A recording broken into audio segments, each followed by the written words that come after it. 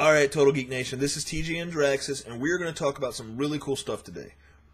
Something that's near and dear to my heart. It's my favorite thing about League of Legends, even though I pretend like it isn't. Even though I pick up Fiora all the time, or pick up Volibear all the time, or pick up anybody other than a tank all the time. This is actually my favorite thing to do in all of League of Legends. Tanking.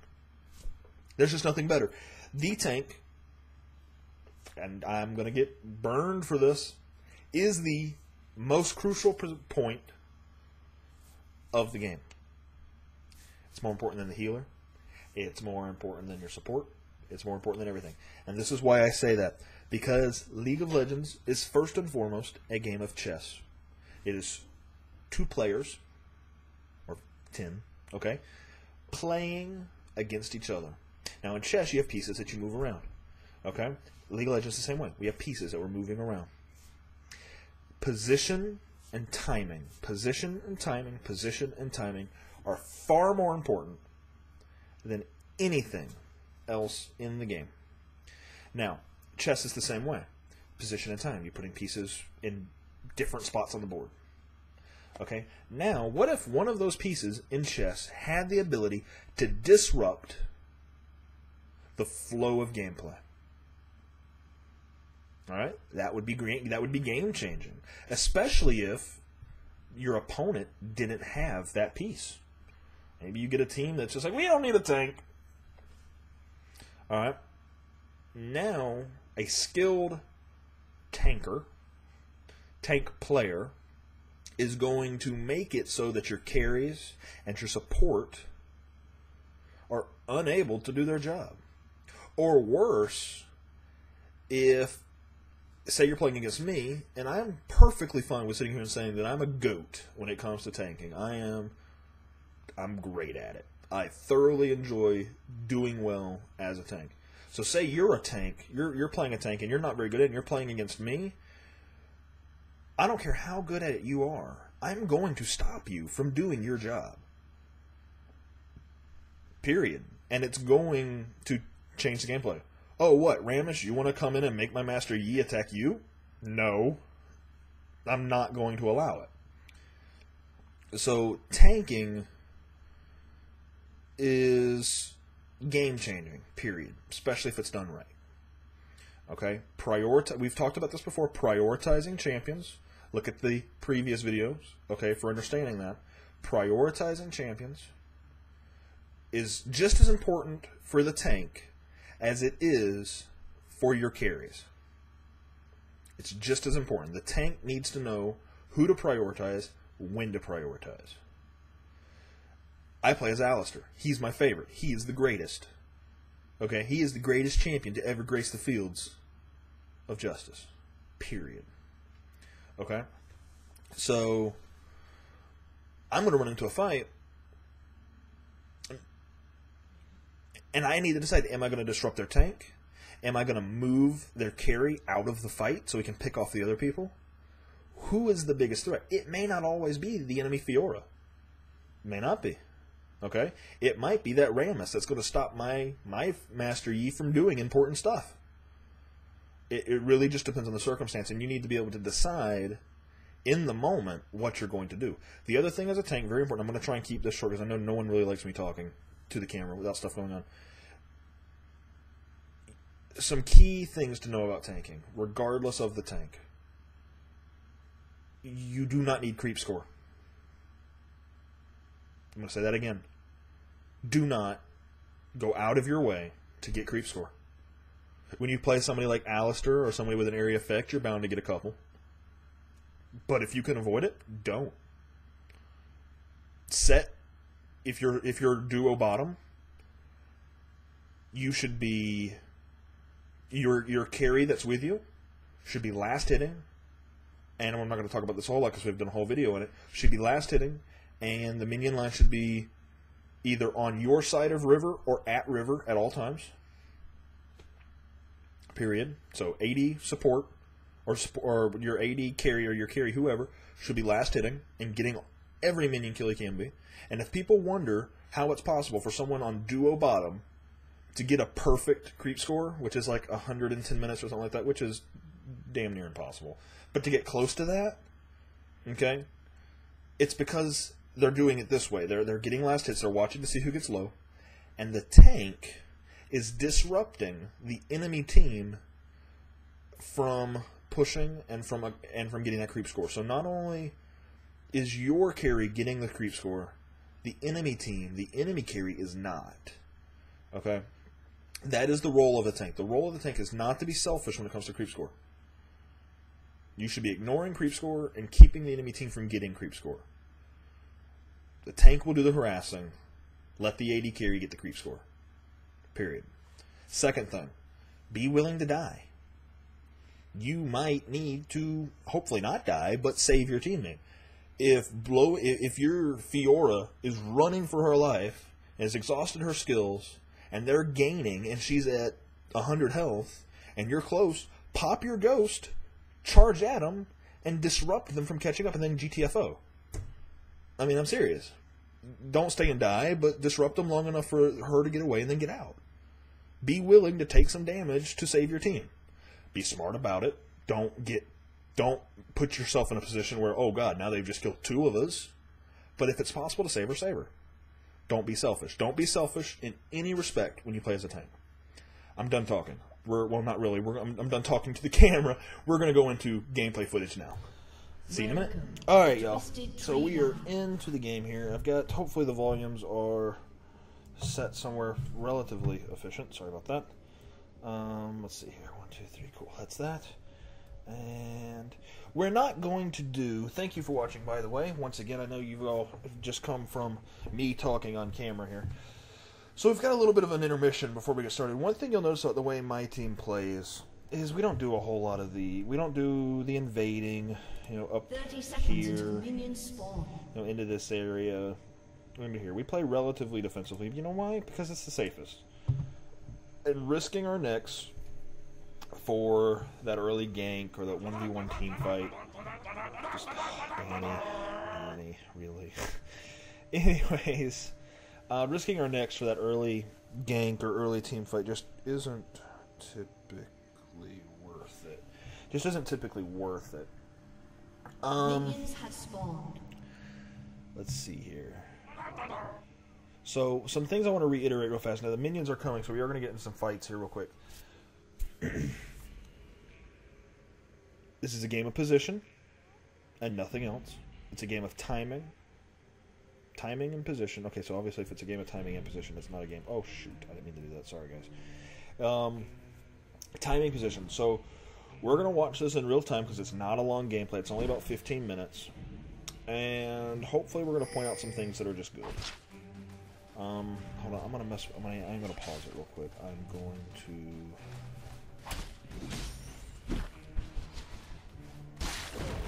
Pause. So confused. So I just messed it up. Sorry about that glitching. I'm just going to fix it in real time here. Just going to turn the volume just a little bit. Alright.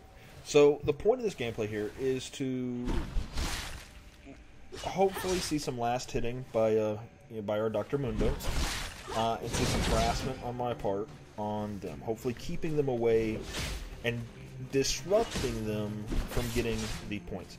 What I want to point out real fast is we look at my items down here in the bottom corner. I started with a regrowth pendant and a mana pot. That is pretty much my standard start for almost any champion, specifically tanks. I'll also point out that my runes and my masteries are devoted towards gold per second, because I have 2. I'm going to keep this creep score as low as possible. He should have more. Hecarim has 5. He has 4. Alright, so my goal is to keep that as low as possible. His goal is to keep it as high as possible. My goal is also to keep theirs as low as possible. And to annoy them with headbutts. It will happen often. Danny is just going to do amazing things with Cogbile up here. Period. That's just what's going to happen.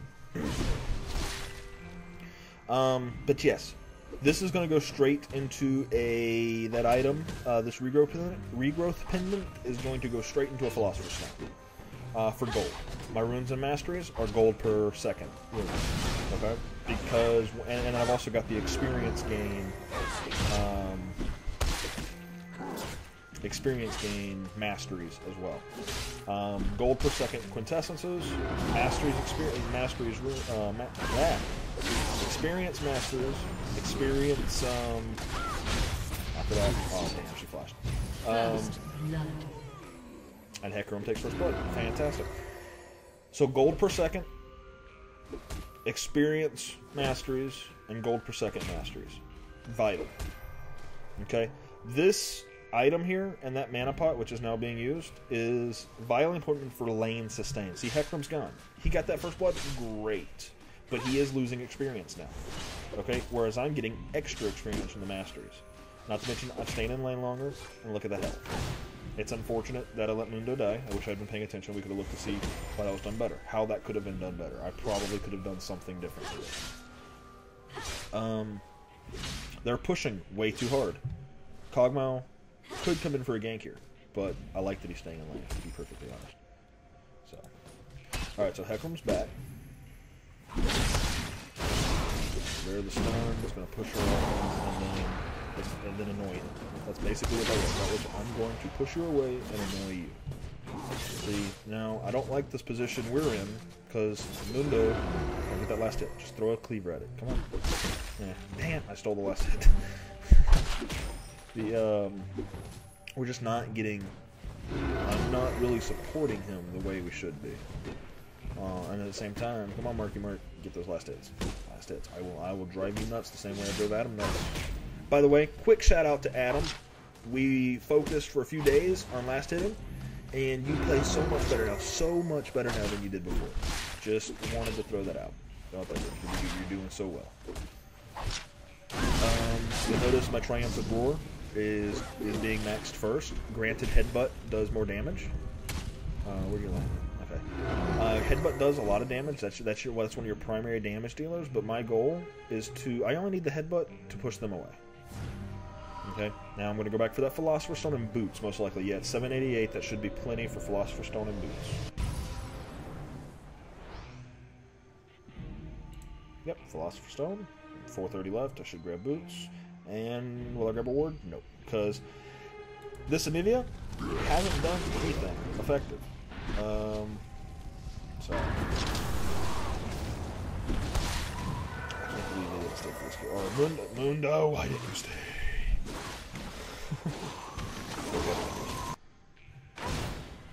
Alright, so anyways, back to tanking game. See, the weird thing with tanking is that in the beginning, in the early game, your primary goal is to support your guy, whatever it may be, AD carry, AP carry, whatever it is. The goal is to support him. Where am I going? The goal is to support him to creep score.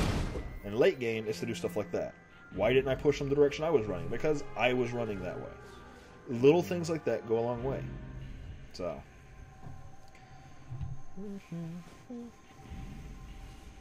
And back to lane. Philosopher's Stone, gold, which is extremely important. More health regen, also very important. And mana regen. Staying in lane as long as possible. Maximizing the potential as long as possible. Okay? Oh, and by all means, if your AD carry or your carry or whatever he is not in lane with you, go ahead and don't let those last hits go to waste. If you're the guys there, do your very, very, very, very best to let him get the creep score. But if he's not, get it for yourself. Alright, this should be the first gank of the game. First real successful one, at least. Yeah, we should be going in now. Let's see if anything interesting happens. See, now what did I do? I ran back immediately.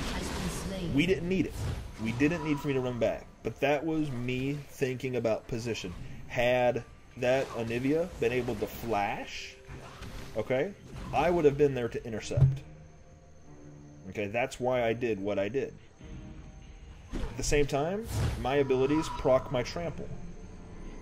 Trample deals 15 damage per second to nearby enemy units and buildings for 3 seconds after an ability is cast.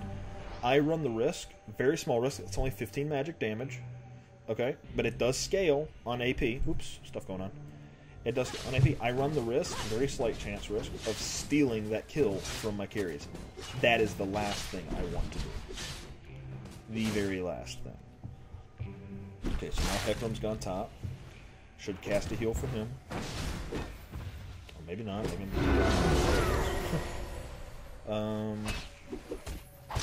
let's see now. She doesn't want to be up there. She's afraid. Not engaging. Then again, she's alone. Hecarim's up top, and my guess is afraid to engage, but it makes sense.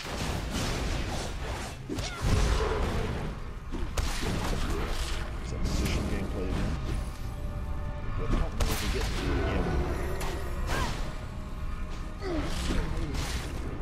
An enemy has been slain.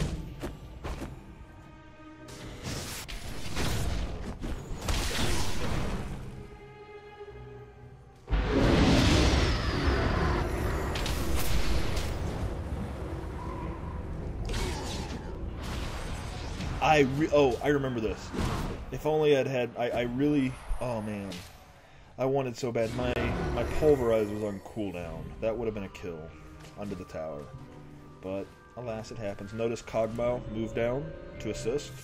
Now, at such low health, normal champions couldn't do that, but because of his ult and the range it gives him, he can absolutely work in an artillery function. Very, very, very, very good positioning on his part. And so many times people do that. It's like, I do damage, I have lifesteal, whatever. I'm going to run out there and maybe I'll do stuff. But that's not, especially with ranged champions, dude, no. Just do exactly what he just did. That was perfect. So, I'm sitting on. Yep. So, pretty standard build for me. Heart of Gold. Additional 5 gold per 10 seconds and extra health. Why would I not do that? By the way, this is the standard build that I take. Regardless of it being Twisted Treeline or Summoner's Rift. It's the extra gold. It is vitally important. Is Hecarim going to come down to assist? No, not at all. Okay, but then again, she's going to get away, and there's an Nivea.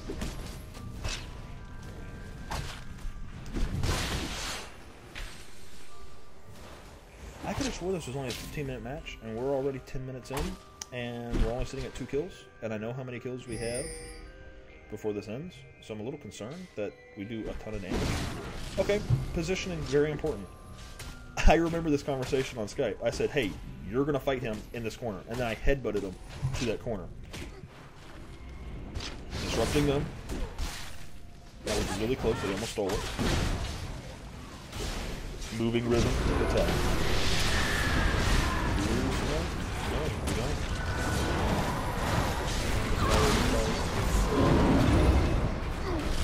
Kog'Maw coming over the wall. We're going to get the kill here on the egg. Headbutts up. I stopped Hecarim from coming into the fight. Should be a heal coming. Come on, heal him. There it is. Do our best to beat him. That is gameplay. What I stopped fighting the egg because the egg is pointless. Saw Hecarim coming in because of this ward. Okay, this is strategy gameplay at its best. Saw him coming in because of this ward and headbutted him out of the fight. To be perfectly honest, his ult, Mundo's ult, was not active at that time. I don't think. But I'm pretty sure it wasn't. Hecarim probably could have come in and secured that kill. We did not allow that to happen. Okay. At this point, I've probably started moving into some more support items. No. I just picked up more wards. Okay. Whatevers. You know what? I don't think I got far enough in the amount of gold to even do it. I typically turn this into a Shirelia's Reveille and a Iron Locket of Solari, or whatever they're called. It's just a natural item to build. You provide extra beefiness to everybody, and then I usually move into an Aegis of Legion.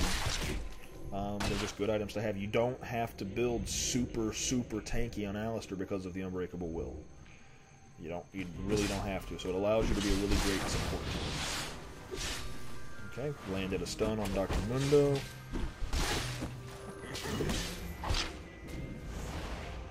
And Kog'Maw's coming down. Let's see what we do here. Hecarim is not moving to assist. He is just pushing. We're not going to be able to do anything. I think it's warded, actually. If I remember correctly, I go and pick up a pink here to reveal their ward. Because they moved out as soon as Kog'Maw came down. In fact, I think if I remember correctly, I think I jump in this bush and recall immediately. Yep. And that's my job. That's why that's part of the reason why I have these Philosopher's Stones and Heart of Gold. Because, yep, vision work. It's my job to stop that kind of crap from happening. That is the tank's role. The tank's role, even if you're not a support, even if you're not a Karma, the tank's role is to support. You are to support in a way that's different than normal supports. Your supporting role is to keep people from dying and to stop this from happening. See, look at that word. It's so pretty. It's gone.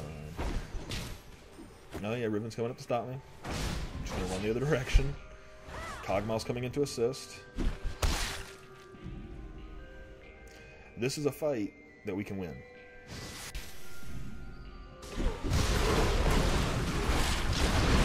Moving Tekra away from his team.